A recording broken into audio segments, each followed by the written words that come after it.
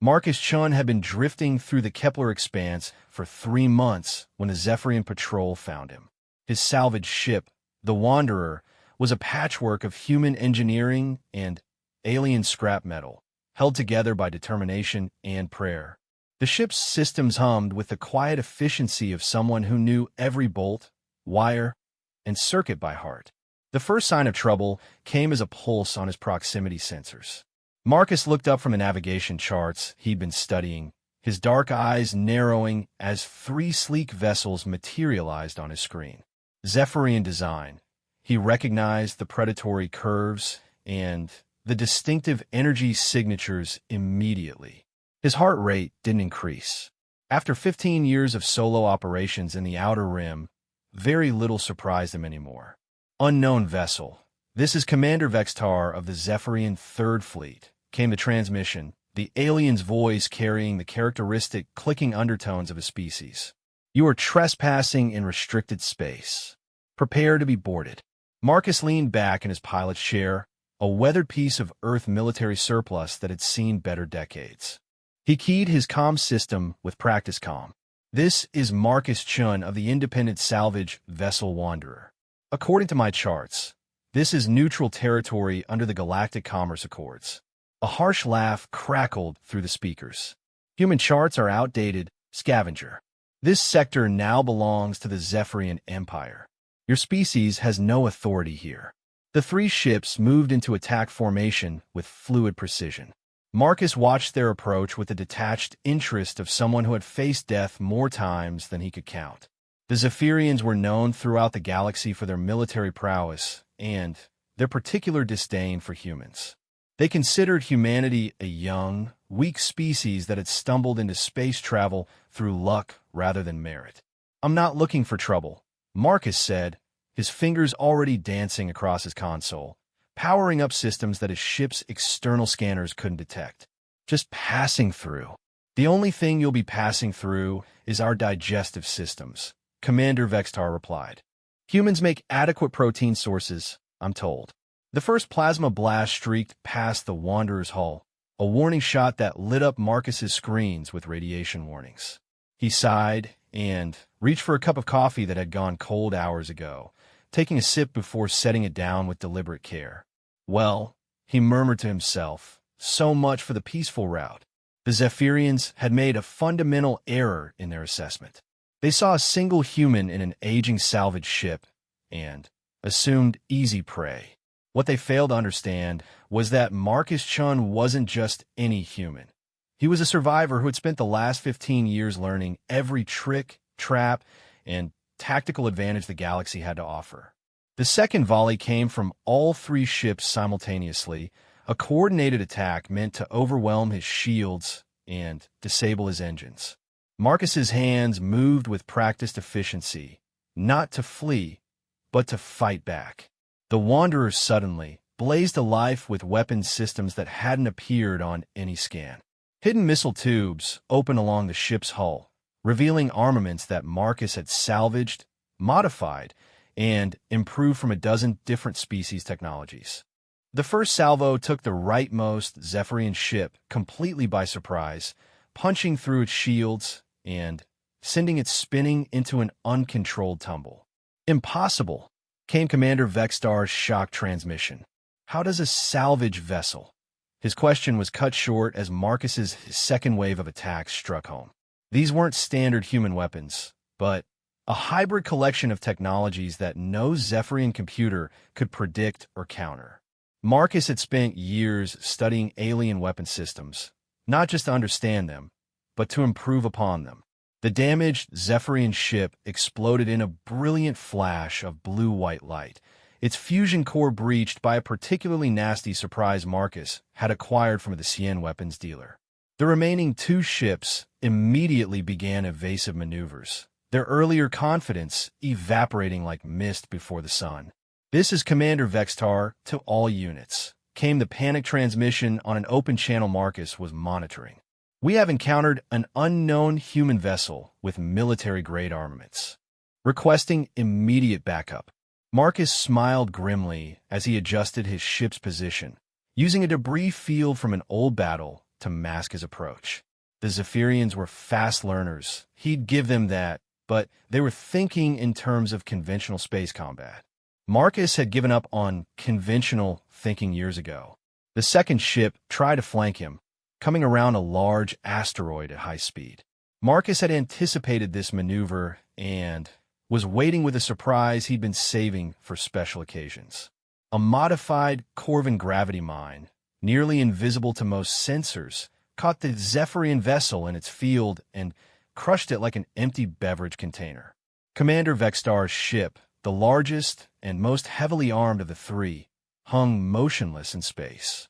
Marcus could almost feel the alien commander's confusion and growing fear through the void between them.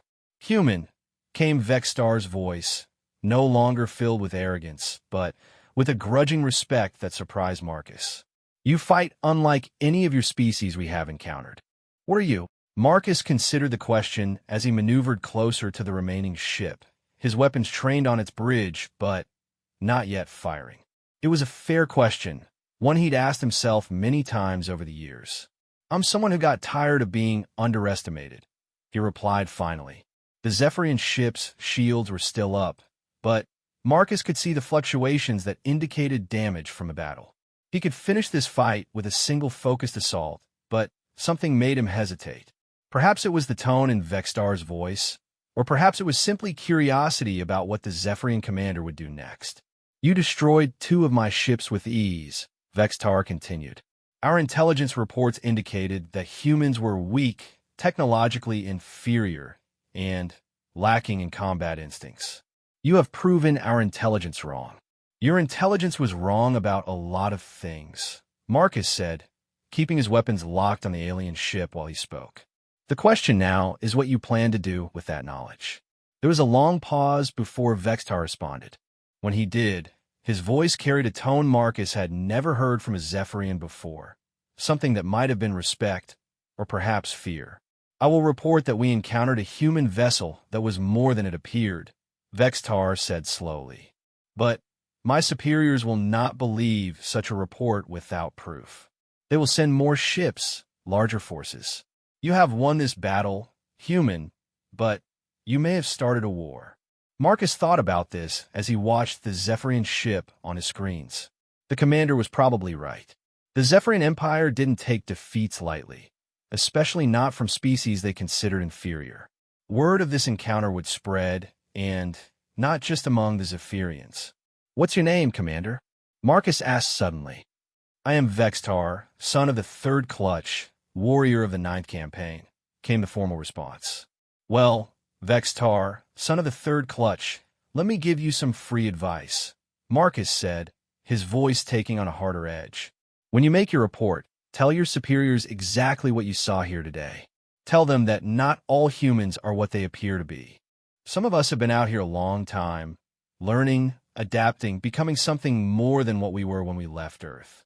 The Zephyrian ship began to move, slowly backing away from the debris field where the battle had taken place. Marcus tracked its movement, but didn't fire, curious to see what the commander would do. "And if they don't believe me?" Vextar asked. Marcus smiled, though the alien couldn't see it. "Then they'll find out for themselves, won't they?" The Zephyrian ship jumped to hyperspace moments later, leaving Marcus alone among the wreckage of 2 destroyed vessels. He began the methodical process of salvaging what he could from the debris, his movements automatic after years of practice. As he worked, Marcus reflected on the encounter. The Zephyrians weren't the first species to underestimate humanity, and they wouldn't be the last. But something about this fight felt different, more significant somehow. Perhaps it was the way Commander Vextar had spoken to him at the end, with something approaching respect. Or perhaps it was the growing realization that his solitary existence was about to become much more complicated. The salvage operation took 6 hours, during which Marcus recovered enough valuable materials to make the entire encounter profitable. Zephyrian technology was highly sought after in the Outer Rim markets, and the weapon systems alone would fetch enough credits to keep him operational for months. But as he secured the last of the salvage in his cargo hold, Marcus found himself thinking not about profit, but about war. The Zephyrians had a vast empire, thousands of ships, and a military tradition that stretched back centuries. If they decided that humanity was a threat worth eliminating, the results could be catastrophic for both species.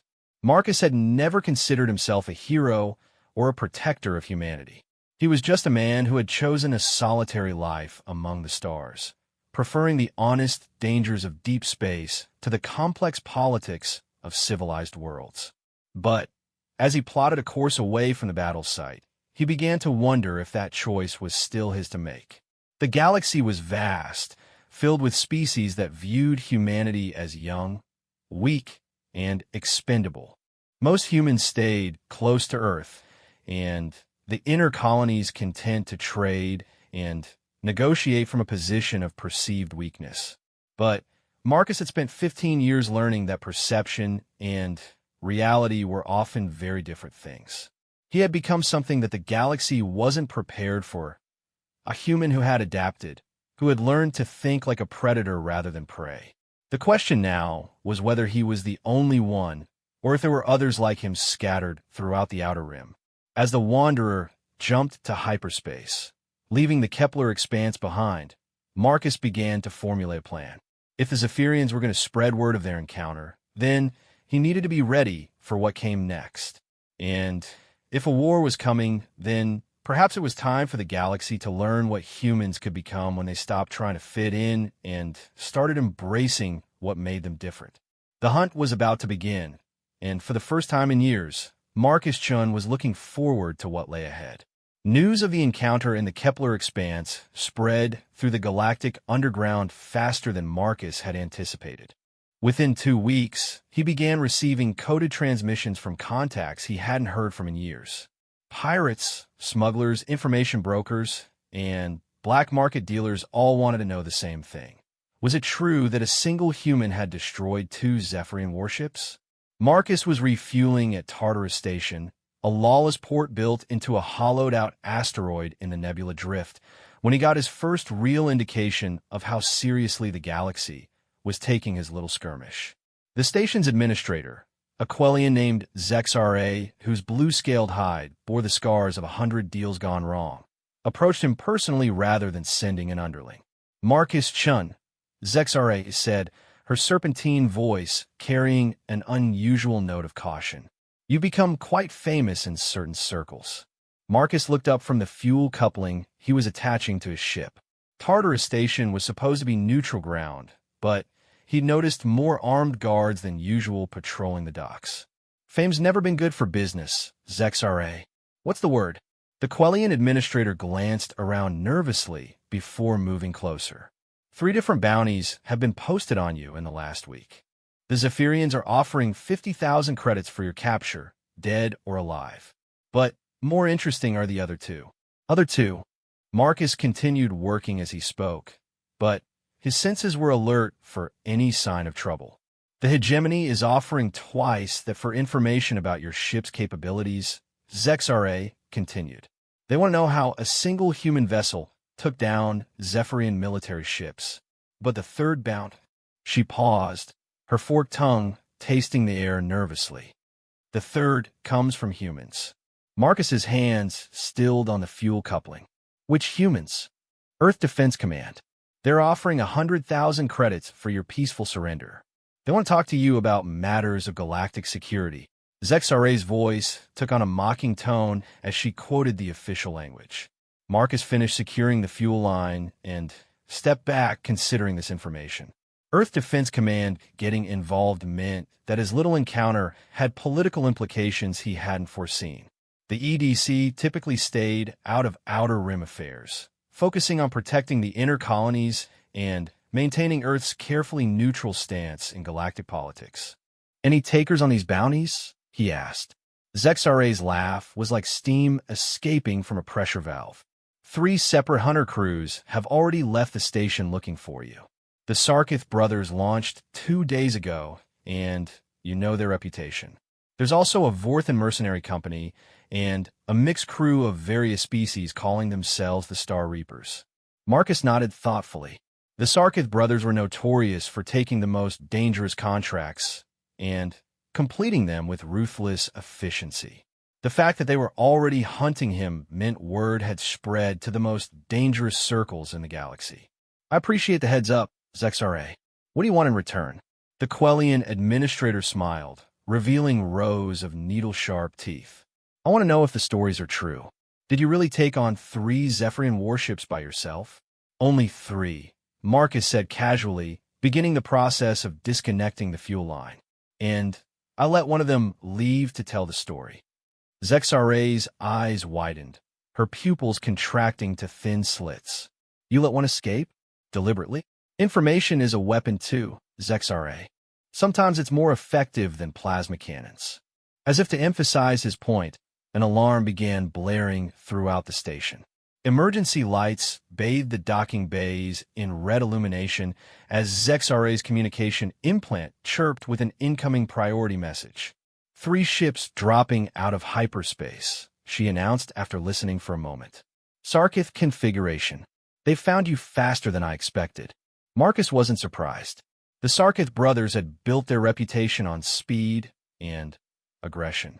They probably had sources throughout the galactic communication networks, alerting them the moment he used his ship's identification codes anywhere in known space. Time to go, Marcus said, but he made no move toward his ship's boarding ramp. Instead, he activated a control panel hidden beneath his jacket and smiled grimly. Or maybe not. The first Sarkith ship, a sleek Predator-class vessel designed for high-speed pursuit, swept into the docking bay with its weapons already powered. The brothers were known for their direct approach to problem-solving.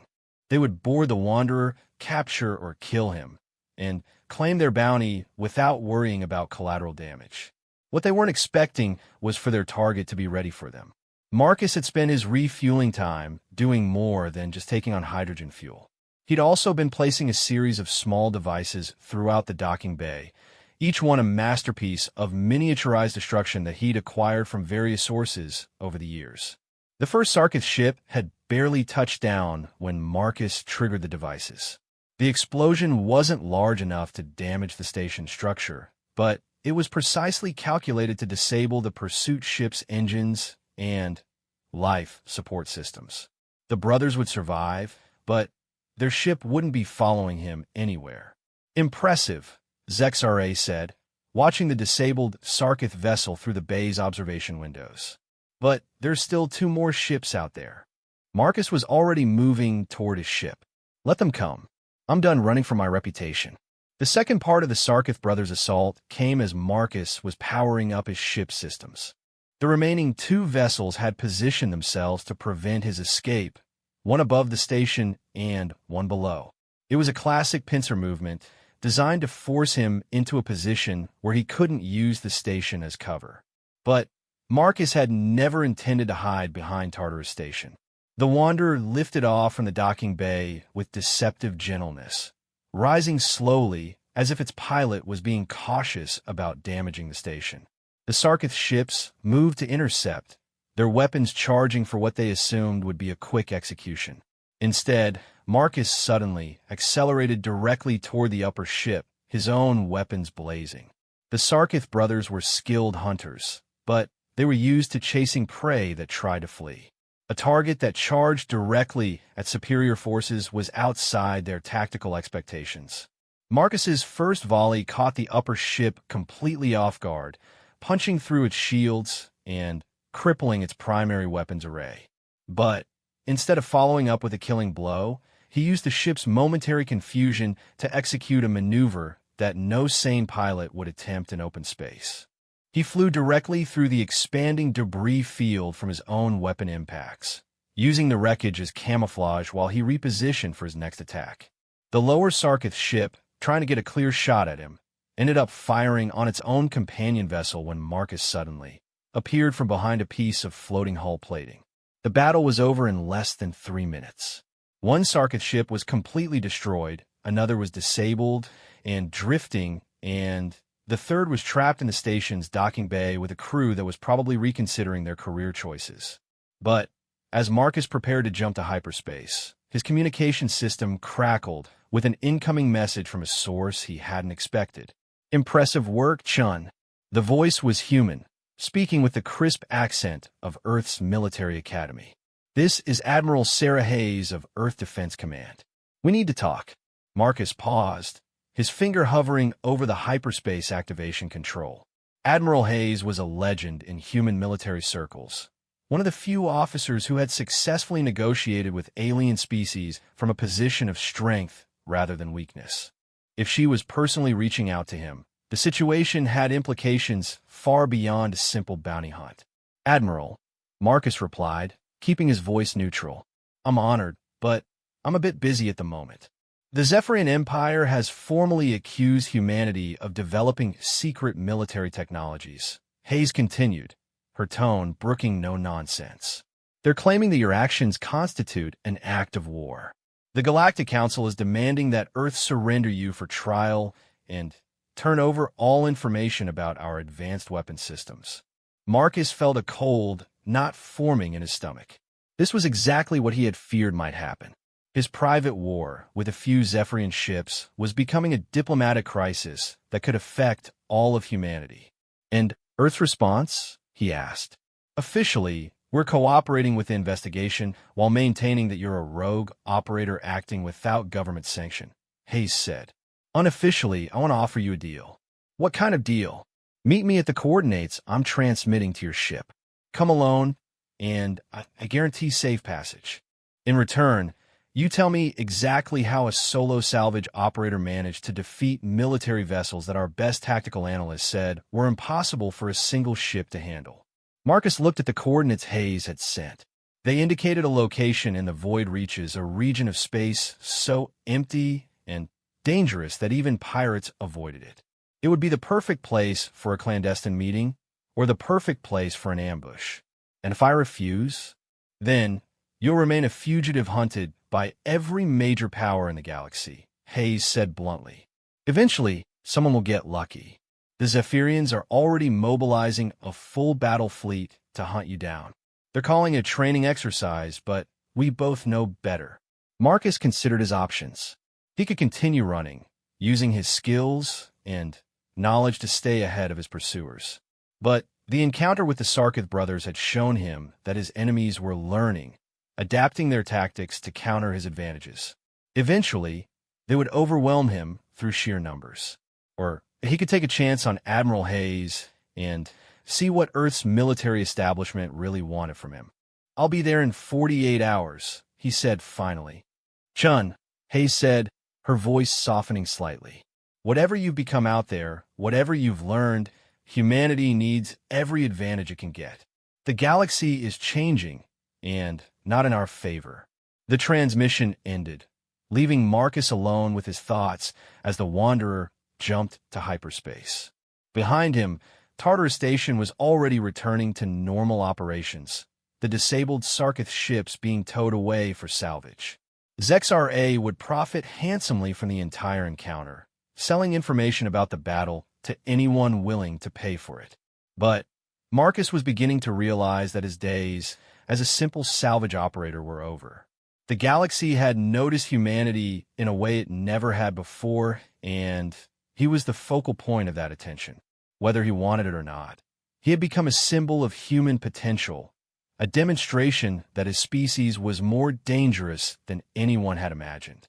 The question now was what he would do with that knowledge, and whether humanity was ready for the war that seemed to be approaching faster than anyone wanted to admit. As his ship traveled through the void between stars, Marcus began planning for a meeting that would either save his life or end it. Admiral Hayes represented the old way of doing things, the careful diplomacy and measured responses that had kept humanity safe but weak in the eyes of the galaxy. Marcus represented something different. He was what humans could become when they stopped apologizing for their existence and started embracing their potential as predators in a universe full of prey. The meeting in the void reaches would determine which path humanity would take, and Marcus was no longer certain which outcome he preferred. The void reaches lived up to their ominous reputation. Marcus had been traveling through empty space for 6 hours since his last hyperspace jump. navigating by coordinates Admiral Hayes had provided. No stars were visible here, only the faint glow of distant galaxies that might as well have been painted on black canvas. This region existed between spiral arms, a cosmic wasteland where even space dust was scarce. When the EDC ship finally appeared on his sensors, Marcus had to admire Admiral Hayes' choice of meeting location. The vessel was a modified exploration cruiser, bristling with advanced sensor arrays, but notably lacking the heavy weapons that would have made this encounter feel like a trap. Hayes was demonstrating trust, which made Marcus simultaneously respect her tactical thinking and suspect her motives. *Wander*, this is the ECS Meridian, came Hayes' voice over the comm system. Permission to come aboard for our discussion? Marcus considered the request as he maneuvered closer to the military vessel. Allowing an Earth Defense Command admiral aboard his ship would give her access to information about his capabilities that he'd spent years keeping secret. On the other hand, meeting on her ship would put him at a severe disadvantage if things went wrong. Negative, Admiral. I'll come to you, but my ship stays powered and ready to leave. Acceptable. Docking Bay 2 is open for you. The Meridian's interior was everything Marcus remembered about Earth military vessels. Clean, efficient, and subtly intimidating. Unlike the chaotic mix of technologies that filled his own ship, everything here had been designed by committees and manufactured to precise specifications. It felt sterile after years of improvised solutions and jury-rigged systems. Admiral Sarah Hayes was waiting for him in the docking bay, accompanied by a single aide and no visible security. She was younger than Marcus had expected, probably in her early 50s, with graying hair pulled back in a regulation military style and intelligent blue eyes that seemed to catalog every detail about him and his ship. "Mr. Chun," she said, extending a hand in the traditional human greeting. "Thank you for coming. I know trust isn't easy out here." Marcus shook her hand, noting the firm grip and callous palms that suggested she was more than just a desk officer. "Admiral, nice ship. Not many exploration cruisers have military-grade sensor arrays." He smiled slightly. "And not many salvage vessels carry enough firepower to eliminate Zephyrian warships. Shall we skip the pleasantries and discuss why we're both really here?" She led him through corridors that hummed with the quiet efficiency of advanced technology toward what appeared to be a briefing room. The walls were lined with displays showing star charts, tactical assessments, and intelligence reports that Marcus couldn't help but scan as they walked. What he saw disturbed him. The reports weren't just about his encounter with the Zephyrians. There were assessments of human colonies under threat, analysis of alien military buildups, and projections about humanity's strategic position in the galaxy that painted a grim picture of their species' future. "Coffee?" Hayes asked as they entered the briefing room. "Real Earth coffee, not the synthetic stuff." "Please." Marcus settled into a chair that was surprisingly comfortable, designed for long strategy sessions. "I take it this isn't just about my little disagreement with Commander Vextar." Hayes poured 2 cups from a carafe that had clearly been prepared in advance. "Your little disagreement has created ripples throughout the galactic power structure. The Zephyrians aren't the only ones paying attention." She activated a holographic display that filled the center of the room with a 3-dimensional map of known space. Red markers indicated zones of conflict, yellow showed areas of increased military activity, and blue represented stable regions. Marcus was disturbed to see how little blue remained on the map. 3 weeks ago, this map looked very different, Hayes continued.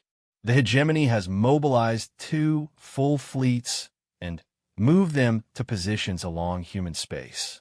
The Corvin Syndicate has increased patrols along their borders with our colonies. Even species that have been neutral for decades are suddenly very interested in human military capabilities. Marcus studied the display, his mind automatically analyzing the strategic implications. "They're afraid." "Exactly. For the first time since we entered galactic civilization, other species are considering the possibility that humanity might be a military threat." Hayes took a sip of her coffee and watched his reaction carefully. The question is whether that's good or bad for our long-term survival. And what's your assessment, Admiral? Hayes leaned back in her chair, and for a moment Marcus saw past her military bearing to the exhausted officer beneath. Honestly, I think we're about to find out whether humanity has been playing defense for so long that we've forgotten how to fight a real war. The admission hung in the air between them like a challenge. Marcus had spent 15 years avoiding exactly this kind of conversation, preferring the simple honesty of deep space to the complex politics of civilized worlds. But Hayes was right. His actions had changed something fundamental in the galactic balance of power. "You want to know how I did it?" Marcus said finally. "How one human with a salvage ship defeated military vessels that your analysts said were impossible to handle. That's part of it," Hayes admitted. "But more importantly, I want to know if you're the exception or the rule. Are there more humans out there like you? And if there aren't, can we create them?" Marcus set down his coffee cup and stood, walking over to the holographic display. He pointed to a region marked in red along the outer rim. "See this area? The Corvin calls it the Death's Edge Nebula. 15 years ago, I was part of an Earth Defense Command survey mission that got caught in a hegemony ambush there." Hayes's expression sharpened. "The Endurance expedition. According to our records, there were no survivors." "According to your records, the Endurance was destroyed with all hands," Marcus corrected. "What actually happened was that 12 of us made it to the escape pods before the ship exploded. We spent 3 days drifting in that nebula while hegemony ships hunted us for sport." Marcus manipulated the holographic controls, zooming in on the nebula region. "The hegemony considers humans to be inferior beings, useful only as slaves or entertainment. They didn't want to kill us quickly. They wanted to hunt us down one by one, savoring the fear. But you escaped," Hayes said quietly. "I learned," Marcus replied, his voice taking on a harder edge. "I learned that the galaxy sees humanity as weak because we've spent so long trying to prove we're not a threat. I learned that other species respect only strength, and that mercy is seen as weakness." He turned back to face the Admiral. "I also learned that humans have advantages other species don't understand. We adapt faster, think more creatively, and we're willing to take risks that would terrify any sane being.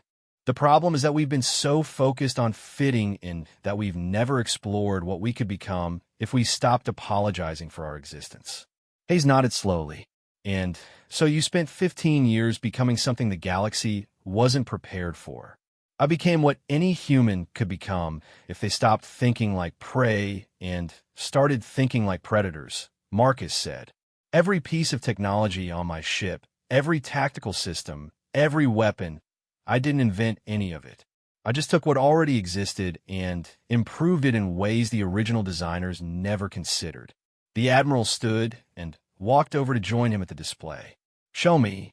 Marcus spent the next hour detailing his modifications to the Wanderer, explaining how he'd integrated technologies from dozens of different species into systems that were greater than the sum of their parts. He described his tactical philosophy, his approach to space combat, and the psychological warfare techniques he'd developed through years of solitary operations. Hayes listened with the focused attention of someone who understood the implications of what she was hearing. When Marcus finished, she was quiet for several minutes, staring at the star map with new understanding. "You've essentially created a new paradigm for human military thinking," she said finally. "But it's based on individual adaptation rather than systematic development. That's because the systematic approach doesn't work in the real galaxy," Marcus replied. "Your regulations, your standard procedures, your committee design systems, they're all based on the assumption that we're dealing with rational beings who follow predictable patterns. But most alien species don't think like humans. They have completely different concepts of honor, mercy, and warfare." Hayes turned to face him directly. "Then teach us. Help us adapt Earth Defense Command's tactical doctrine to match the reality of what we're facing out here." Marcus had been expecting this request, but hearing it stated so directly still caught him off guard. "You want me to become a military advisor? Help Earth prepare for the war that's coming?" I want you to help humanity survive, Hayes said bluntly. Because make no mistake, Chun, a war is coming whether we're ready for it or not. The Zephyrians are already mobilizing their full battle fleet. Intelligence reports suggest they're forming an alliance with the Hegemony and possibly the Corvin Syndicate. They're calling it a peacekeeping coalition aimed at containing human aggression. Marcus laughed grimly. Human aggression, based on one salvage operator defending himself against pirates. Based on proof that humans are more dangerous than anyone realized. Hayes corrected. They're not afraid of our current military. They've analyzed our capabilities and know they can defeat us in a conventional war. They're afraid of what we might become if we have time to develop. The implications of Hayes's words settled over Marcus like a weight.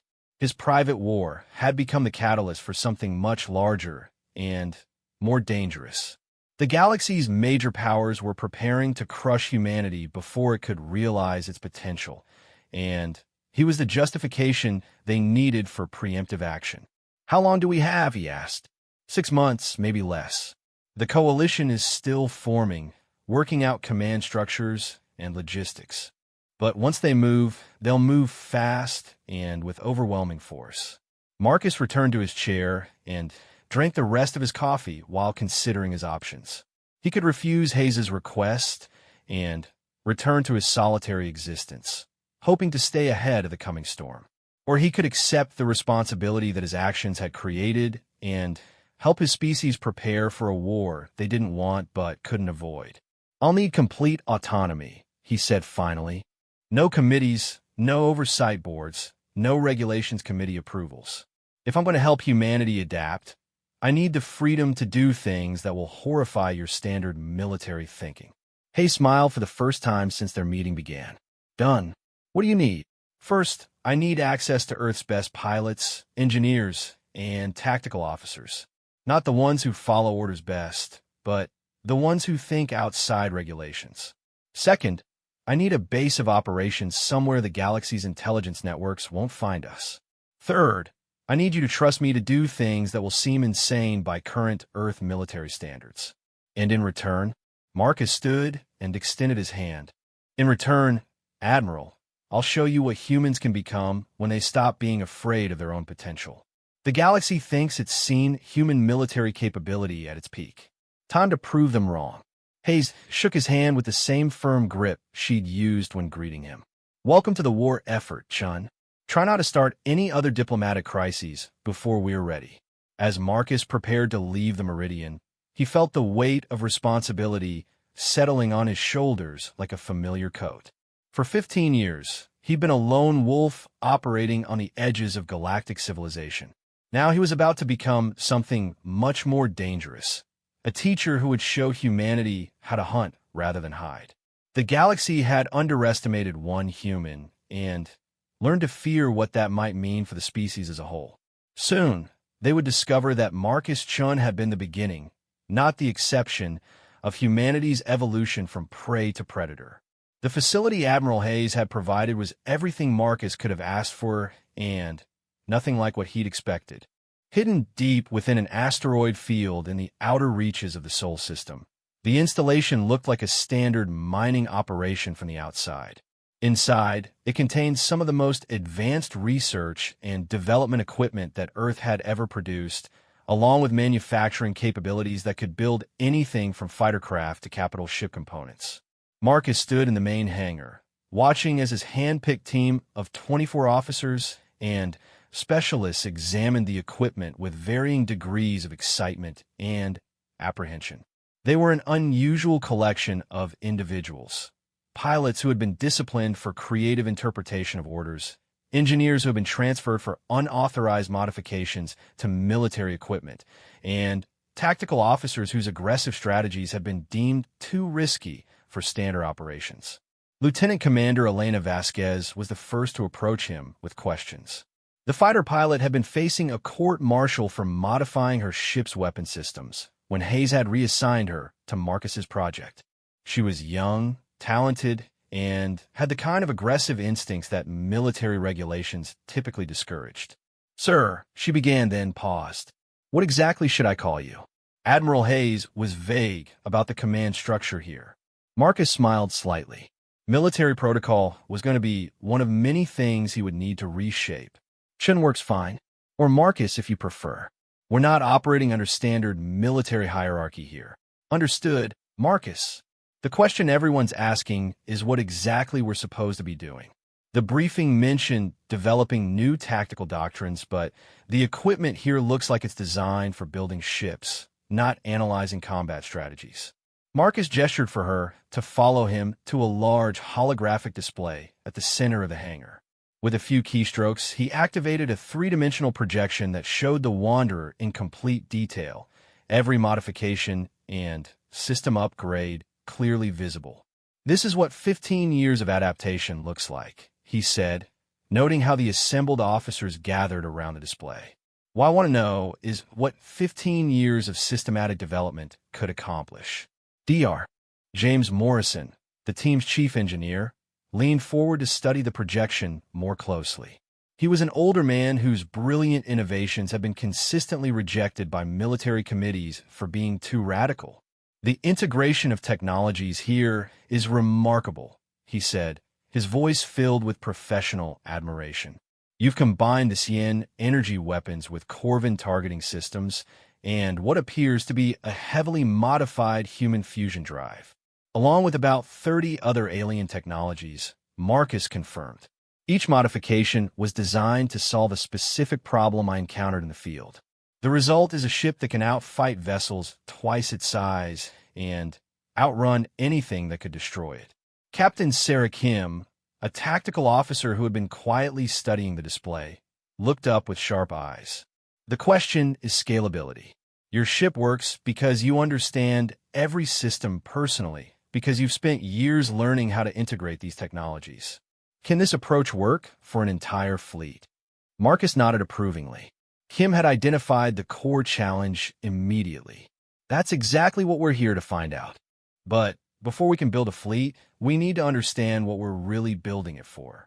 He changed the display to show the galactic situation map Hayes had shown him. The red markers indicating military buildups had spread since their meeting 2 weeks ago, and new intelligence showed that the coalition against humanity was larger than Earth's government had realized. The Zephyrian Alliance now includes the Hegemony, the Corvin Syndicate, and at least 6 smaller species, Marcus continued. Combined, they have more than 3,000 ships of various classes, including some of the most advanced military vessels in the galaxy. And Earth has maybe 200 ships capable of interstellar combat? Lieutenant Vasquez asked, her voice tight with concern. 237, according to the latest count, confirmed Commander David Park, the team's intelligence specialist. Most of those are patrol vessels and light cruisers. We have maybe 20 ships that could engage a Zephyrian heavy cruiser on equal terms. The silence that followed was heavy with implication. Everyone in the room understood mathematics, and the numbers suggested that humanity's chances in a conventional war were essentially zero. Which is why we're not going to fight a conventional war, Marcus said, his voice cutting through the despair like a blade. Conventional warfare assumes that both sides are playing by the same rules, using similar tactics and technologies. We're going to change the rules. Dr. Morrison looked skeptical. With respect, even revolutionary technology has limits. We can't overcome a 15-to-1 numerical disadvantage with clever engineering. You're thinking like a conventional military engineer, Marcus replied. You're assuming we need to build ships that can engage enemy vessels in direct combat and win through superior firepower. What if we don't need to do that at all? Marcus manipulated the display to show a detailed analysis of the recent battle at Tartarus Station. When I fought the Sarkith brothers, I didn't try to match their firepower or outrun their ships. I created a situation where their advantages became disadvantages. The tactical analysis showed how Marcus had used the station environment, debris fields, and the hunters' own expectations against them. What had appeared to be a desperate fight from the outside had actually been a carefully orchestrated trap. This is the foundation of human military doctrine going forward, Marcus continued. We don't fight the enemy where they're strong. We create conditions where their strengths become weaknesses. Lieutenant Commander Vasquez studied the analysis with growing excitement. You're talking about asymmetric warfare on a galactic scale. I'm talking about evolutionary warfare. Marcus corrected. The galaxy's military powers have spent centuries perfecting their approach to space combat. They've optimized their ships, their tactics, and their strategies for fighting enemies who think like they do. Humans think differently. Dr. Morrison was beginning to look intrigued despite his initial skepticism. What kind of differences are we talking about? Marcus smiled grimly. Every other species in the galaxy approaches space combat as a logical extension of their ground-based military traditions. They think in terms of formations, fire superiority, and territorial control. Humans think in terms of adaptation, improvisation, and psychological warfare. He changed the display to show a series of tactical scenarios. Zephyrian doctrine emphasizes honor and direct confrontation. Hegemony tactics focus on overwhelming force and intimidation. Corvin strategies rely on precise coordination and technological superiority. All of these approaches assume that the enemy will respond rationally to military pressure. And humans don't respond rationally. Captain Kim asked, Humans respond creatively. Marcus Rablia. When faced with a superior enemy, we don't surrender or fight heroically according to established military tradition. We change the nature of the conflict until our enemy's advantages no longer matter. The next several hours were spent in intensive discussion as Marcus outlined his vision for humanity's military transformation. Rather than building larger ships with more powerful weapons, they would develop vessels designed for specific tactical roles that no other species had considered necessary. Stealth ships that could operate undetected in enemy territory for months, gathering intelligence and striking critical targets. Fast attack craft that could hit supply lines and disappear before response forces arrived. Electronic warfare vessels capable of disrupting enemy communications and sensor networks across entire star systems. We're not trying to match their fleet ship for ship, Marcus explained as the team worked through the implications of each design concept. We're trying to make their fleets irrelevant. Dr. Morrison was already sketching preliminary designs for a stealth reconnaissance vessel. The technical challenges are significant, but not impossible. Combining human adaptive shielding with the Cien sensor dampening technology could create a ship that's effectively invisible to most detection systems. The psychological impact could be even more important than the tactical advantages, added Commander Park. Imagine the effect on enemy morale when their supply convoys start disappearing without a trace, when their communications networks are constantly compromised, when they can never be certain that human ships aren't already in their home systems. Lieutenant Commander Vasquez was studying the fast attack craft specifications with the intensity of someone who could already see herself piloting one. These ships would be incredibly dangerous to operate. No heavy armor, minimal life support redundancy. Everything's sacrificed for speed and stealth, which is why they need to be crewed by pilots who think like predators rather than soldiers. Marcus replied.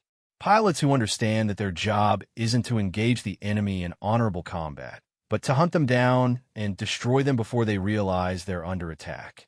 As the day progressed, Marcus began to see the transformation he had hoped for. His team was starting to think beyond the conventional military wisdom they had been trained to follow. They were beginning to understand that humanity's survival depended on becoming something the galaxy had never seen before. Captain Kim was the first to voice the question that everyone was thinking. This approach requires us to abandon most of the principles that Earth's military has operated under for decades. No more rules of engagement, no more territorial defense strategies, no more attempts at diplomatic solutions. We're talking about becoming a species that wages war through terror and psychological manipulation. Marcus met her gaze steadily. We're talking about becoming a species that survives. The galaxy's major powers have already decided that humanity needs to be eliminated before we become a threat. They're not interested in negotiation or compromise. They want us extinct. And if we succeed in this transformation, Dr. Morrison asked quietly, "If we become the kind of species that can win this war through the methods you're describing, what does that make us?" The question hung in the air like a challenge to everything they were planning. Marcus had wrestled with the same moral implications during his 15 years of solitary evolution from prey to predator. "It makes us alive," he said finally. "Everything else is a luxury we can consider after we've ensured our species' survival." The work began in earnest the next day.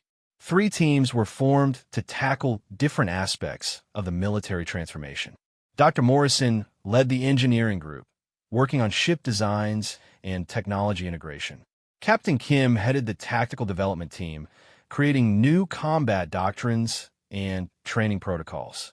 Lieutenant Commander Vasquez took charge of pilot selection and training programs. Marcus moved between the teams, sharing his knowledge and experience while learning from the specialized expertise each officer brought to the project. For the first time in 15 years, he wasn't working alone, and the collaborative effort was producing innovations that surpassed even his expectations. The first prototype vessel was completed in just 6 weeks, a testament to both the team's dedication and the facility's advanced manufacturing capabilities. The ship was unlike anything in Earth's current fleet, designed according to principles that would have horrified traditional military planners. It was small, fast, and carried enough firepower to destroy vessels 10 times its size. More importantly, it was designed to be operated by a crew that thought like hunters rather than soldiers, by humans who had embraced their potential as the galaxy's most dangerous predators. As Marcus stood in the hangar watching the prototype's final systems checks, he reflected on how far they had come in such a short time. But he also knew that their real test was still ahead. Soon, they would need to prove that their theories could work in actual combat against an enemy that outnumbered them 15 to 1. The war was coming, and humanity was finally preparing to meet it on their own terms. The war began not with a formal declaration, but with the systematic disappearance of human colonies along the Outer Rim. The Zephyrian Alliance moved with the cold efficiency of exterminators, using overwhelming force to eliminate settlements before defense forces could respond. By the time Earth Defense Command received word of the attacks, 12 colonies had already been wiped from existence. Marcus received the news aboard his prototype ship, the Ghost Runner, as he conducted final training exercises with his new squadron.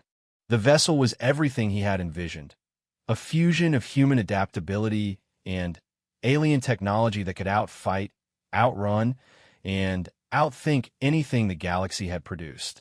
"Sir," came Lieutenant Commander Vasquez's voice over the comm system from her position in the squadron's second ship. "We're receiving priority transmissions from Admiral Hayes. The Alliance fleet has crossed into human space." Marcus felt the familiar calm that preceded combat settling over his mind. 3 months of preparation were about to be tested against an enemy that commanded the galaxy's most advanced military forces.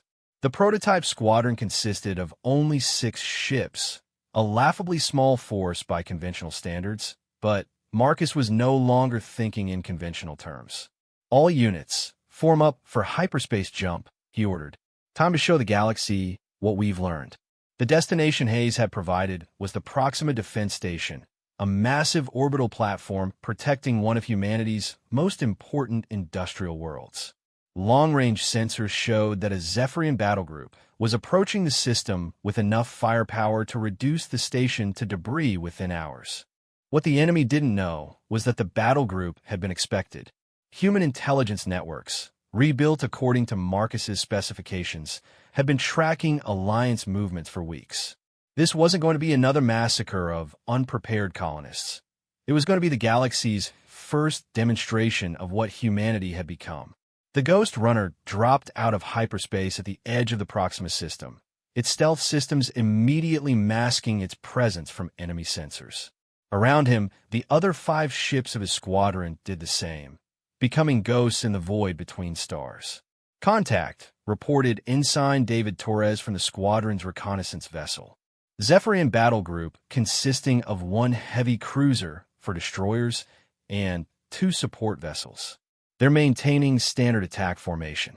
Marcus studied the tactical display with satisfaction. The enemy was approaching exactly as predicted, following the same doctrine they had used successfully against a dozen human colonies. They expected to encounter a desperate defensive force using outdated tactics and inferior technology. Instead, they were about to face predators who had spent months learning to think like hunters.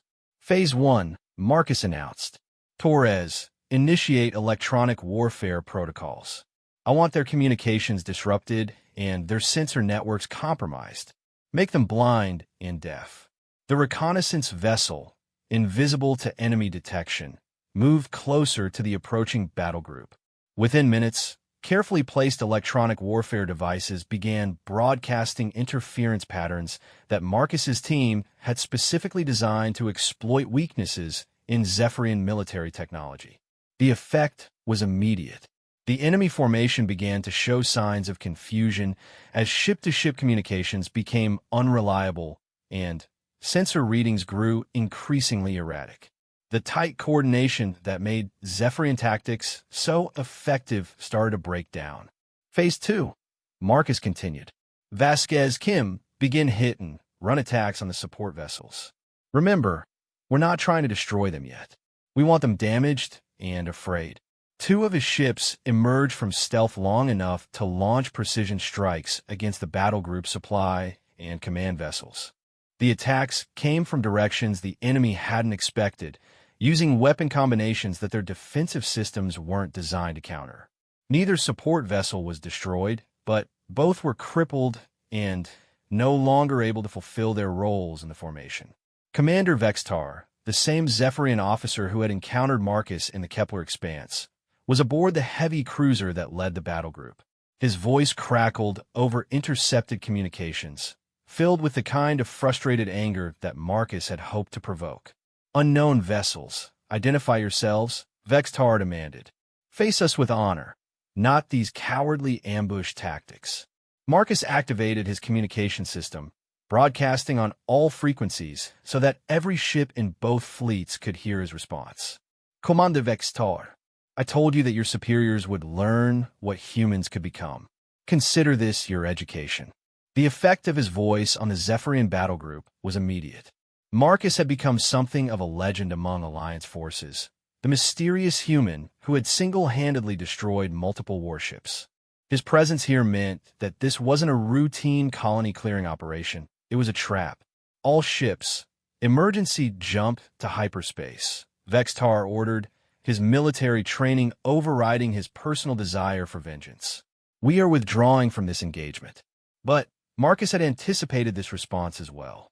Phase 3 of his plan involved ensuring that the enemy couldn't simply retreat to fight another day. Morrison, activate the interdiction field, Marcus commanded. Dr. Morrison's specially modified ship, designed around a captured hegemony interdiction system, powered up technology that could prevent hyperspace jumps within a significant area. The Zephyrian battle group suddenly found itself trapped in normal space with an enemy they couldn't see, couldn't predict, and couldn't fight using conventional tactics. Now we show them what happens when humans stop playing defense, Marcus said quietly. The final phase of the battle was less combat than execution. Marcus's squadron had spent months training for exactly this scenario. 6 ships working in perfect coordination to systematically dismantle a larger enemy force that had been rendered blind, confused, and unable to retreat. The destroyers fell first, overwhelmed by attacks that came from multiple directions simultaneously. The heavy cruiser lasted longer, its superior shields and armor providing some protection, but it was fighting an enemy that refused to engage according to established military doctrine. When the battle was over, only escape pods remained of the Zephyrian battle group. Marcus had deliberately avoided targeting life support systems, ensuring that most of the enemy crews survived to report what they had experienced.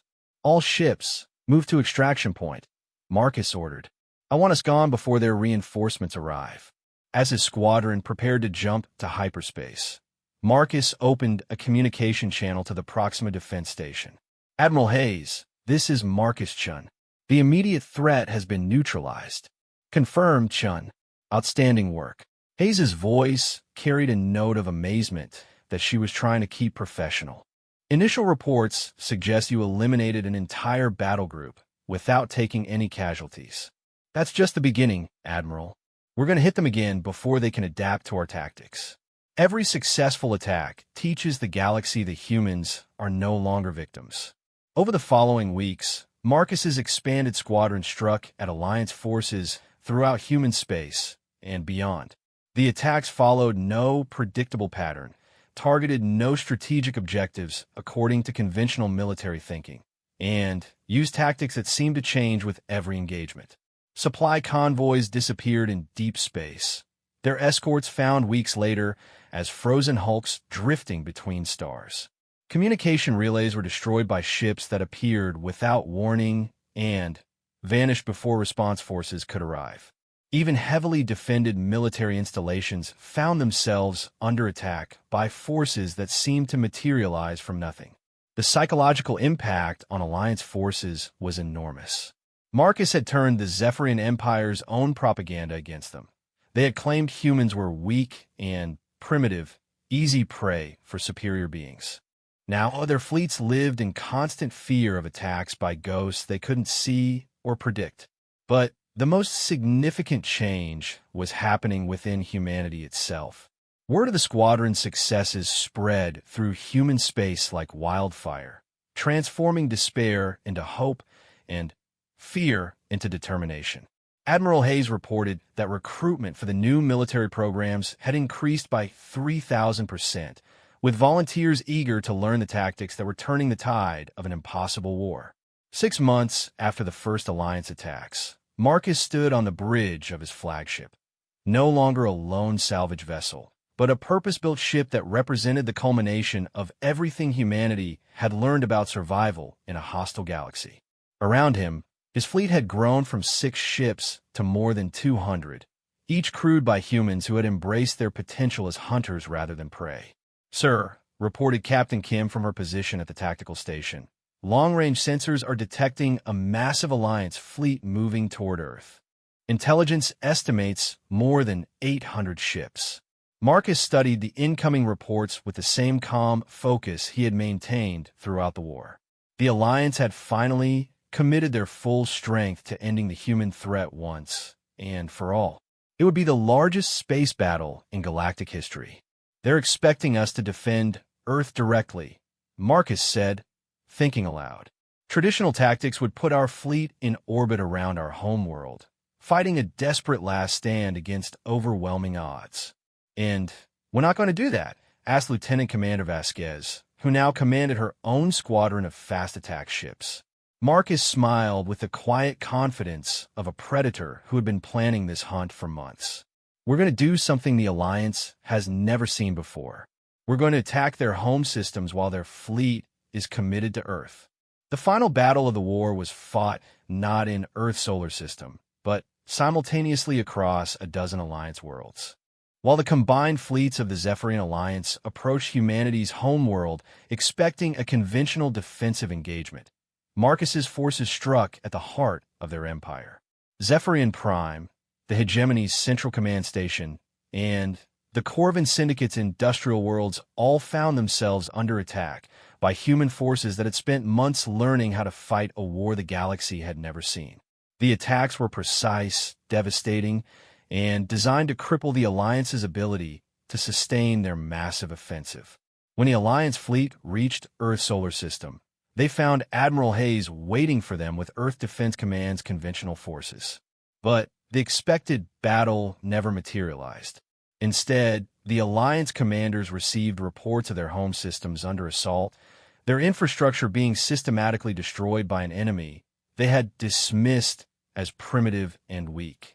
The war ended not with humanity's defeat, but with the Alliance's surrender. Marcus had proven that numbers and technology meant nothing against an enemy that refused to fight according to established rules. Humanity had evolved from prey to predator, and the galaxy would never underestimate them again.